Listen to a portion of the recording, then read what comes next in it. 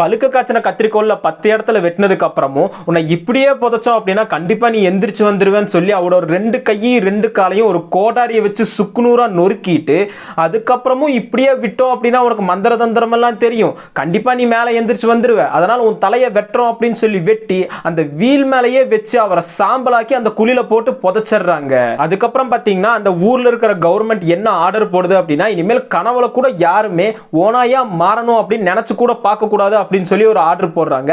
இங்க Peter stump உண்மையாலே ஓனாயா மாறினாரா அப்படின்னு சொல்லி கேட்டீங்கன்னா அவருக்கு லாண்டோட்ரோபியா அப்படிங்கிற ஒரு மனவியாதி இருந்திருக்கு. அதாவது பாத்தீங்கன்னா தன்னைத்தானே ஓனாய் அப்படின்னு சொல்லி அவரை நம்ப வச்சுக்கிட்டு மனிதர்களை அடிச்சு கொன்னு சாப்பிட்டு இருந்திருக்காரு அப்படின்னு சொல்லி சொல்றாங்க. இப்போ இந்த இடத்துல பாத்தீங்கன்னா இந்த ஊர் மக்களுக்கு ஒரு பெரிய சந்தேகம் வருது. அது என்ன அப்படின்னு சொல்லி பாத்தீங்கன்னா பீட்டர் ஸ்டம்ப் உண்மையாலே ஓனாய் மனிதன் தானா?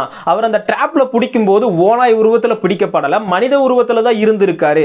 ஆனா இந்த ஊர் கவர்மெண்ட் பாத்தீங்கன்னா அவர் தான் அந்த ஓனாய் மனிதன் அப்படின்னு சொல்லி சொல்றாங்க. இது உண்மைதானா அப்படின்னு சொல்லி ஒரு பெரிய சந்தேகம் எழும்புது. இப்போ இன்னொரு விஷயமும் தெரிய வருது. அது என்ன அப்படின்னு சொல்லி பாத்தீங்கன்னா அந்த ஊர் காவலாளிகள் வந்து இத்தனை கொலைகளை பண்ணது நீதான் அப்படின்னு சொல்லி ஒத்துக்கோ அப்படின்னு சொல்லி பல வருஷமா பீட்டர் ஸ்டம்பை போட்டு சித்திரவதைப்படுத்தினதாகவும் டார்ச்சர் பண்ணதாகவும் ஒரு நியூஸ் கேள்விப்படுறாங்க.